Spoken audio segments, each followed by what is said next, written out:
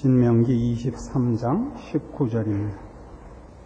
신명기 23장 19절. 내가 형제에게 꾸이거든 이식을 취하지 말지니 곧 돈의 이식, 식물의 이식, 무릇 이식을 낼 만한 것에 이식을 취하지 말 것이라. 타국인에게 네가 꾸이면 이식을 취하여도 가하거니와 너의 형제에게 꾸이거든 이식을 취하지 말라. 그리하면 네 하나님 여호와께서 네가 들어가서 얻을 땅에서 네 손으로 하는 범사에 복을 내리시리라.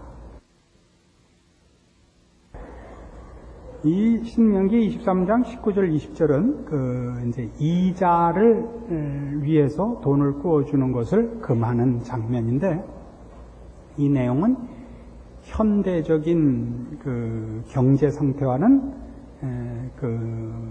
본질이 다른 것을 말합니다.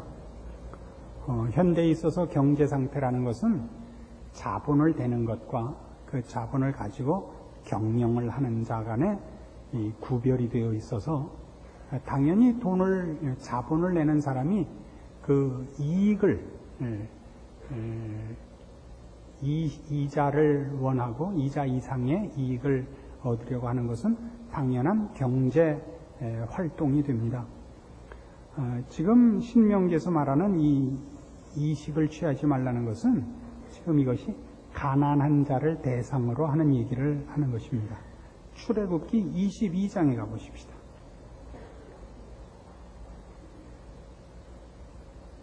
출애굽기 22장 25절.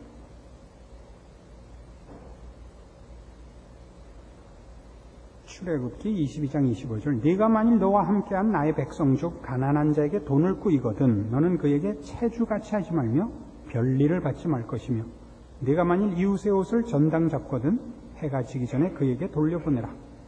그 몸을 가릴 것이 이뿐이라. 이는 그 살에 오신즉 그가 무엇을 입고 자겠느냐. 그가 내게 부르짖으면 내가 들으리니 나는 자비한 자임이니라. 레위기 25장에도 있습니다.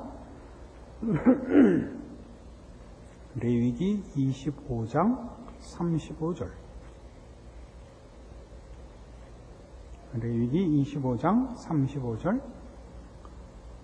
네 동족이 비난하게 되어 빈손으로 네 곁에 있거든 너는 그를 도와 객이나 우고하는 자처럼 너와 함께 생활하게 하되 너는 그에게 이식을 취하지 말고 네 하나님을 경외하여 네 형제로 너와 함께 생활하게 할 것인즉 너는 그에게 이식을 위하여 돈을 꾸이지 말고 이익을 위하여 식물을 꾸이지 말라.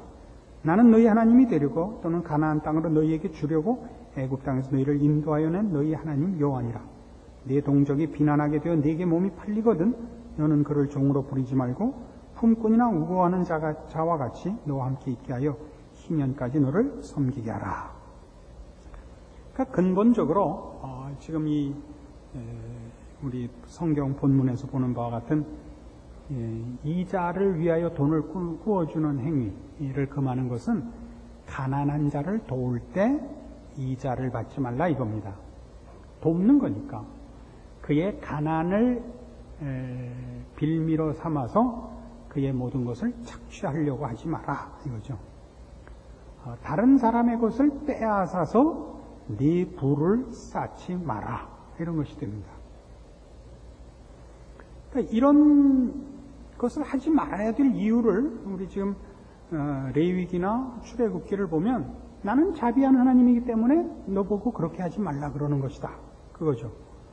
출애굽기의 기록은, 또 레위기에서는 나는 너를 종되었던 애굽 땅에서 구하여 낸, 그래야 이 젖과 꿀이 흐르는 땅을 너에게 준 하나님이다.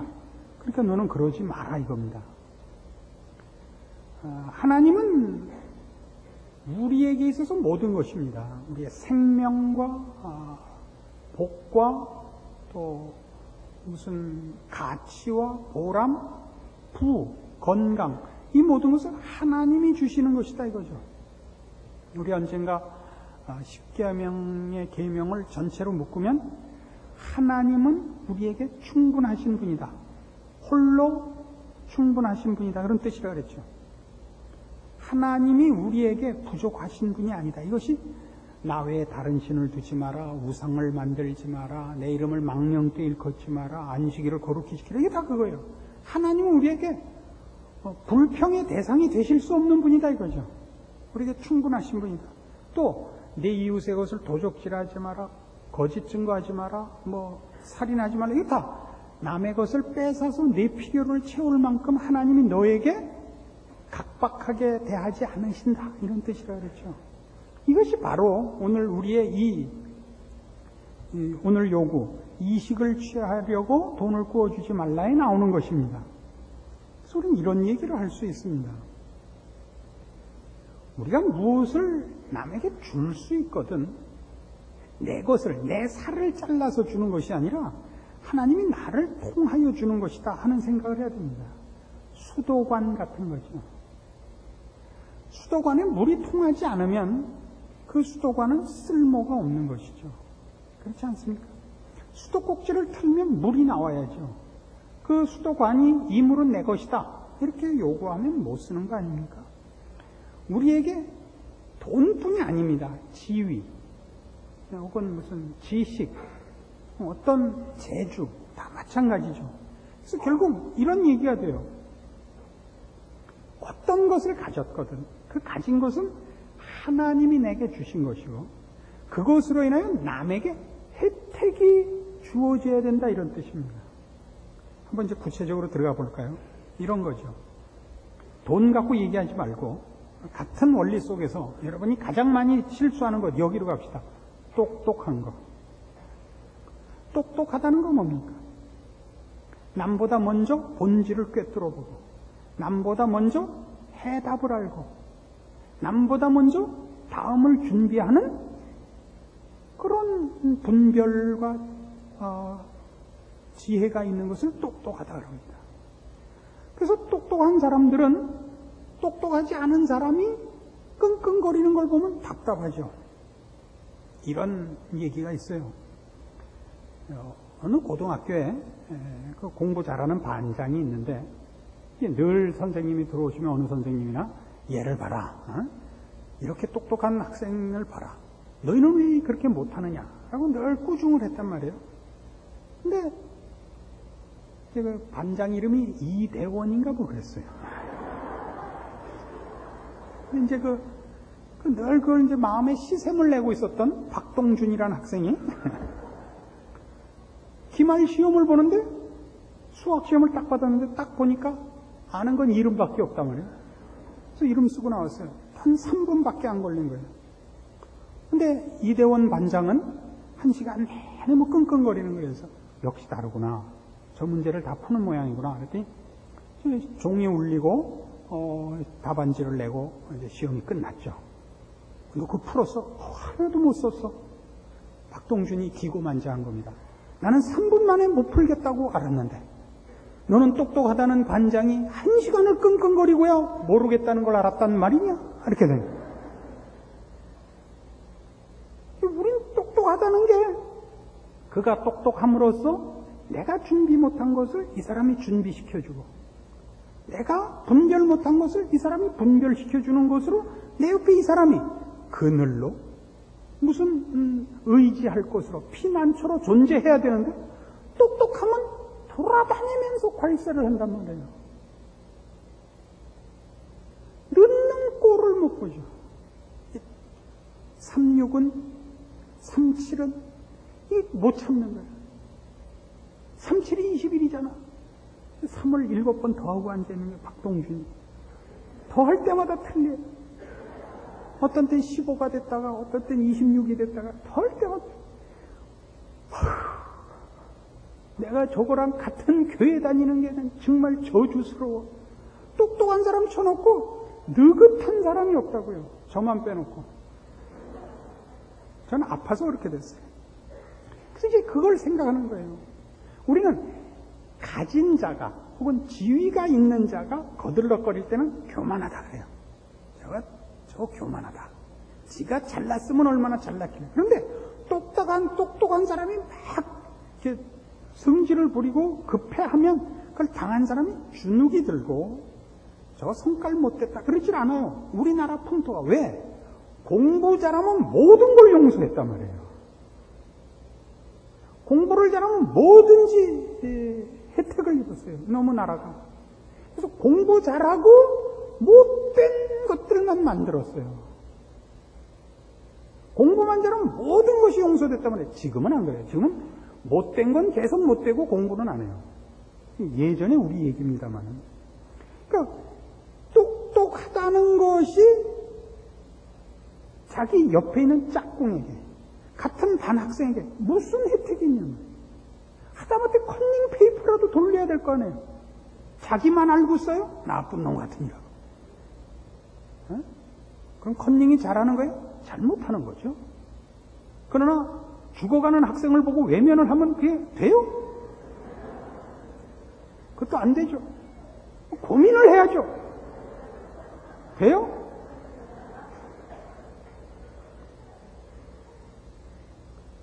요즘 IMF 시대가 돼갖고 교회에 올 상식이 없는 사람이 가끔 와요.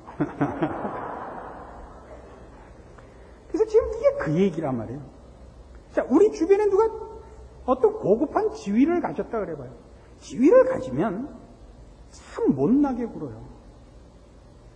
우리나라 사람은 아직도 대의원을 한다는 게 뭔지 모르니까 국회의원이라든가 뭐 구의회 의원이라든가 시의회 의원이라든가 뭐 교회로 말하면 장로가 된다든가 여러 사람의 대표가 된 것이 무엇인지를 몰라요.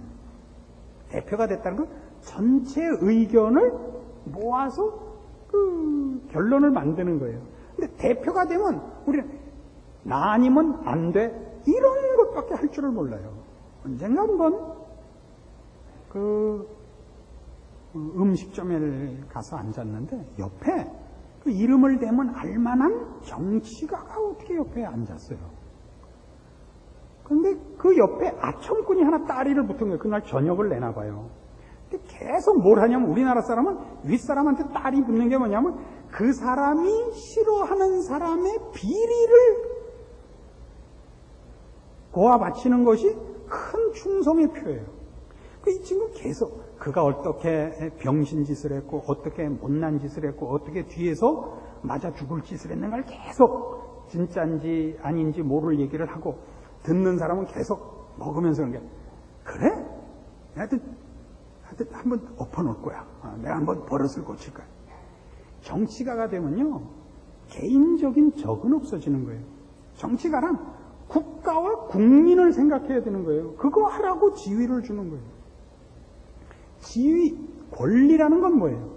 그 권리는 그 권리가 필요한 만큼의 책임이 있다는 얘기라고요. 근데 우리는 대통령 그러면 줄 안 서도 좋겠다. 뭐 비행기 탈 때도 공짜라며 이런 생각부터 먼저 나간다고요. 그럼 대표가 되면 내가 안 돼 그러면 안 돼. 이런 식으로 자기 확인을 하지 대표가 돼갖고 무슨 옆에 있는 사람에게 혜택을 주는 게 없단 말이에요. 알아들어요? 우리 교회에서도 이제 그 장관이 한 분 있으셨죠. 그 구역에서 이제 장관 된 걸 축하해서 이렇게 저녁 식사를 모인 자리에서 이제 뭐 이렇게 함께 축하하는 간단한 모임이 한 번 있었습니다. 제가 그랬죠. 그 교인 중에 장관 하나 나왔다고 가서 부탁하고 가서 괜히 만나면 아첨 떨지 말고 좀 모른 척하고 국가를 위해서 일하게 옆에 좀 하지 마시오. 그랬거든요. 그분이 이렇게 답사를 했어요. 그래도 같은 교인 중에 장관이라고 하나 생겼는데 뭐 부탁할 거 있으면 하시오. 말은 그렇게 해야 되는 거예요. 여러분은 안 하고 그분은 할 것 같이 굴어야 되는 거예요. 알아들어요? 그러니까 본인의 그 정신은 이 정신이란 말이에요. 안 될 걸 되게 하자는 게 아니라 본인만의 특권이 아니라 혹시 여러 사람을 위하여 쓰이는 자리라는 걸 최소한 알고 있다는 얘기예요. 그게 지금 오늘 여기서 얘기하는 정신이란 말이에요. 누가 굶는 자가 생겼다. 그럼 도와줘라 말이죠. 그를 살려내라 말이죠. 그걸 기회로 해서 이자를 붙여서 그의 모든 것을 싹쓸이 하지 말라 말이에요. 서양의 역사를 보거나 동양의 역사를 보거나 농노라는 이상한 계급이 왜 생겼냐 하면 이 조그만 자기 땅 갖고 농사를 짓는 사람이 큰 부자를 이길 수 없게 되는 거예요. 그 대표적인 예로 로마가 그랬던 겁니다. 로마는 땅을 자꾸 넓히고 이웃 나라들을 침략해서 땅을 넓히고 그리고 나라에 공이 있는 사람들에게 농토를 나눠줬다고요. 이 사람들이 그 받은 농토에다가 외국에 나가서 전쟁 포로로 잡아온 자들을 임금 안 주고 농사를 시켰다고요. 그래서 많은 농산물을 싸게 내놓는 거예요. 그래서 조그만 자기 농토 가지고 자기가 농사 지은 사람들이 가격 경쟁이 안 돼요. 그래서 어떻게 했는지 아세요? 그 농토를 이 지주에게 갖다 바치고 노예가 되는 거예요. 우리나라에서는 소작인 비슷하게 된 거죠. 농노예요, 농노. 전쟁의 포로가 됐거나 자기를 팔아먹고 어떻게 무슨 범죄를 해서 노예가 된 게 아니라 돈의 노예가 된 거죠. 자기가 몸담고 있는 사회의 경제 유통에 거기서 말하자면 실패한 자가 된 거예요. 그렇게 만들지 말라 말이죠. 똑똑하다는 것은 똑똑지 않은 자가 있기 때문에 똑똑한 자가 생기는 거예요. 자기만 못한 사람 없으면 자기가 꽝이 되는 거예요. 그거 소중히 여겨야 돼요. 이 아둔한 사람, 이번에 월드컵 하는데 루마니아 선수들이 머리를 다 색깔을 칠하고 나왔단 말이에요. 전에 박정희 목사님이라고 이름은 안 밝히겠는데 아침에 얼굴이 노래 갖고 왔어요. 목사님, 저건 어느 종족이에요? 계시록 25장에 나와 있다. 봐라. 누구나 아는 게 신문에 다 났어요. 응? 루마니아 애들은 금색물을 들여가지고 누가 누군지 모르겠다. 다 났어요. 근데 얼굴이 시퍼래갖고 쫓아고. 아니, 이상한 족속, 화송인지 목송에서 온 족속 같은 팀이 하나. 그래서 제가 똑똑하다는 소리를 듣는 거예요. 그래서 저는 절대 박정희 목사는 오래 데리고 있을 작정이에요. 이게 그 얘기란 말이에요. 똑똑하다는 것으로 누굴 가서 들추지 말라고요. 그의 무식함과 미련함을 들추지 말라고요. 실수하기 전에 얼른 이렇게 막아주란 말이에요. 똑똑한 사람이 실수하기 전에 똑똑한 게 뭐예요? 그게 똑똑한 거죠. 똑똑하다는 건 본인이 똑똑한 걸 확인하기 위해서 옆 사람을 잡아먹는 사람이 아니라고요. 그건 식인종이죠. 그죠? 그건 똑똑하다고 합니다. 똑똑하다는 것은 그 사람이 있음으로써 여러 사람이 지식과 분별해서 혜택을 받도록 하는 사람이에요. 지위가 높다는 건 뭐예요? 그가 남다른 특권을 갖고 있다는 것이 아니라 그가 그 지위로 인하여 사람에게 말을 시키면 서로가 결론을 못 내는 거예요. 이 사람은 이렇게 하자고 저 사람은 저렇게 하자는 거예요. 정치가 그런 거네요. 정치가들이 왜 욕을 먹어요? 정치가란 원래 한 나라가 그 시대에 제일 그래도 나은 사람을 뽑아서 현재의 나라의 운명과 또 그 나라의 미래를 준비케 하는 사람인 거예요. 근데 모든 사람은 눈앞에 있는 지금이라는 시간밖에는 보지 않는단 말이에요. 내일을 준비할 실력이 없어요. 분별로나 뭘로나. 정치가란 거기서 다른 거예요. 그러나 오늘날 정치가는 다 어떻게 됐냐면 자기를 뽑아주는 선거인단의 이익을 대표하는 몰입애가 되고 말았어요.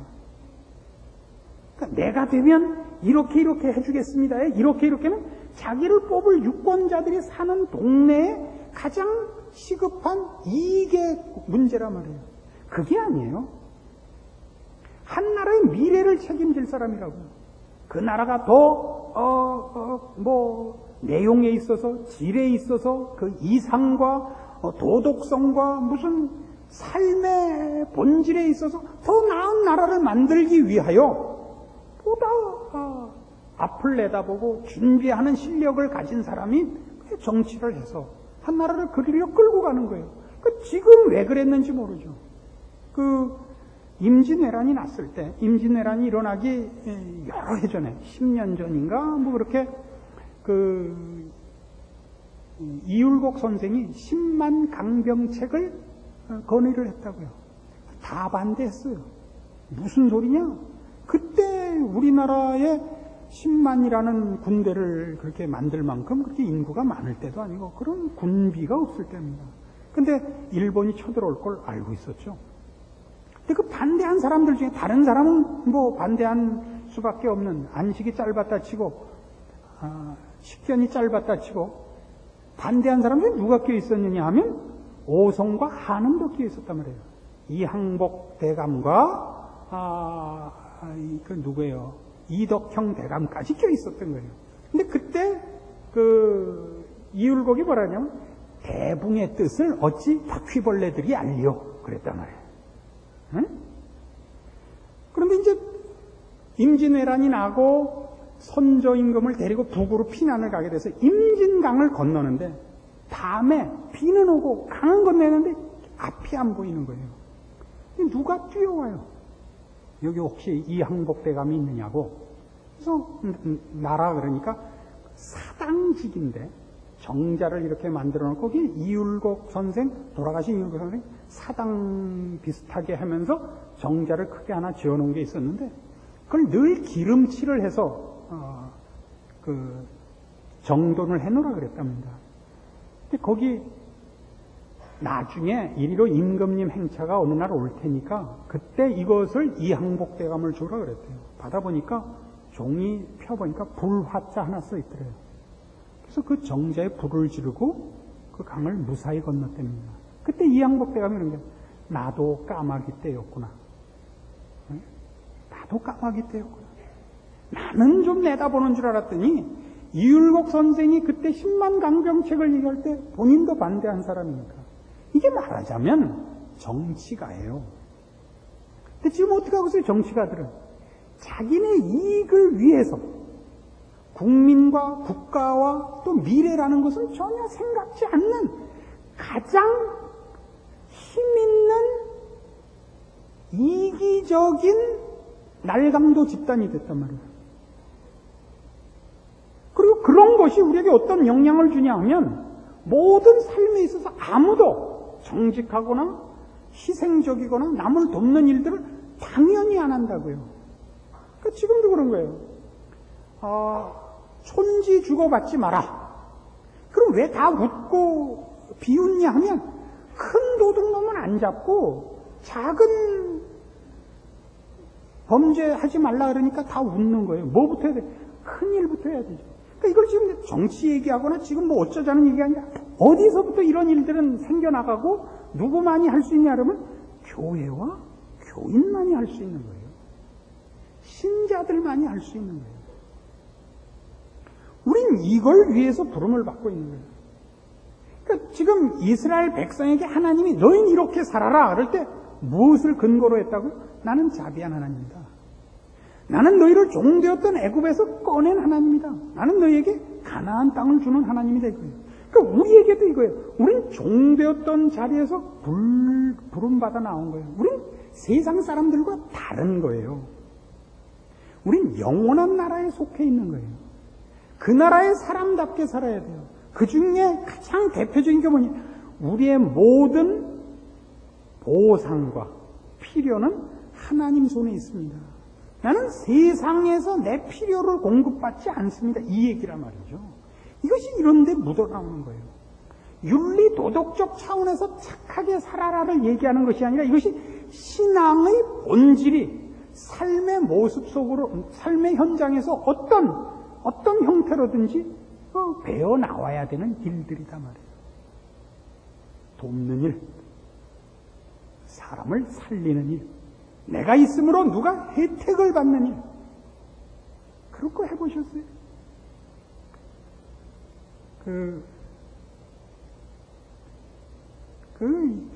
유명했던 만화 중에 이정문 씨라는 만화가가 있습니다. 순학질 여사. 이거 쓴인데 지금도 기억나는 그 만화가 하나 있어요. 비 오는 날 우산을 쓰고 가는데 누가 슬쩍 끼어 들어간 거예요. 우산이랑 반밖에 못 쓰잖아요, 언제나. 그러니까 하나 끼어 들어갔어요. 같이 좀 쓰고 갑시다. 그래서 딱 째려보더니 우산을 탁 땅에 내리고 반을 확 짓밟고 반쪽만 쓰고. 넌 뭐 하고 있다가 이 장마철에 우산도 준비 안 하고 있다. 남 우산 밑으로 개 들어오느냐? 난 그 꼴 못 봐. 이러지 말라 말이에요. 우린 다른 족속이라고요. 우린 루마니아라 말이에요. 알아요? 우린 다르다고요. 난 애써서 여기 왔고 나는 먹고 싶은 거 안 먹고 입고 싶은 거 안 입고 이 자리에 왔는데 너는 여태껏 팽팽 놀다가 이제 와서 밥 까쳐 먹고 나보고 나눠 먹자고? 나눠 먹으세요. 하나님이 여러분에게 계속 공급하실 겁니다. 그러면 여러분을 통하여 하나님의 손길, 은혜와 긍휼과 자비와 풍성한 하나님의 은혜를 여러분을 통하여 열매 맺는 것을 보실 것이요. 여러분이 수돗물 딱 잠그고 수도꼭지 채우고 안 열면 녹이 쓸지요. 성경이 우리에게 가르치는 것입니다. 뜻밖에도 사람은 자기를 위하여 살면 그렇게 불평과 불만만 있을 수가 없습니다. 모든 사람이 눈에 안 차고 답답하고 한심하고, 그러나 하나님의 은혜의 손길을 여러분이 체험하고 그 손길에 여러분이 쓰임받는 인생으로 살기 시작을 하면 불평 불만을 할 사람이 없습니다. 모든 사람이 하나님의 은혜의 대상이고 그 사랑의 대상이며 그 사랑과 은혜를 베푸시는 일에 여러분이 쓰임받는 일로 인하여 여러분의 인생은 매일매일이 기적이요, 감격이요, 여러분 주변에 여러분을 인하여 함께 감사하는 사람들의 찬송 속에 여러분이 묻히게 되는 것입니다. 이걸 안 하면 여러분은 늘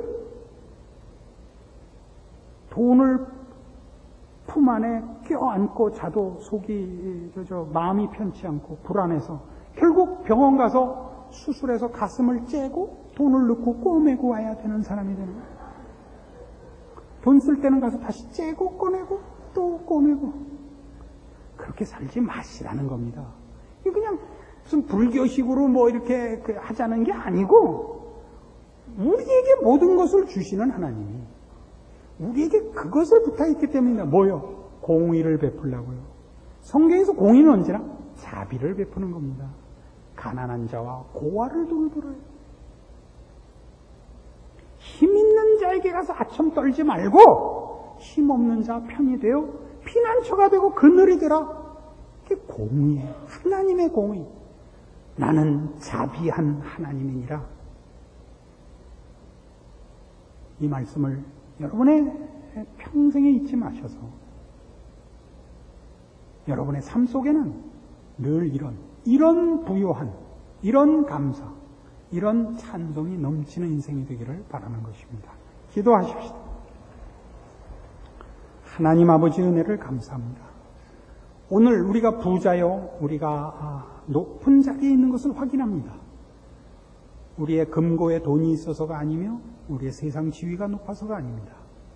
우리는 하나님의 은혜를 입고 하나님께서 일하시는 손길로 부름을 받은 왕같은 제사장님을 확인했기 때문입니다.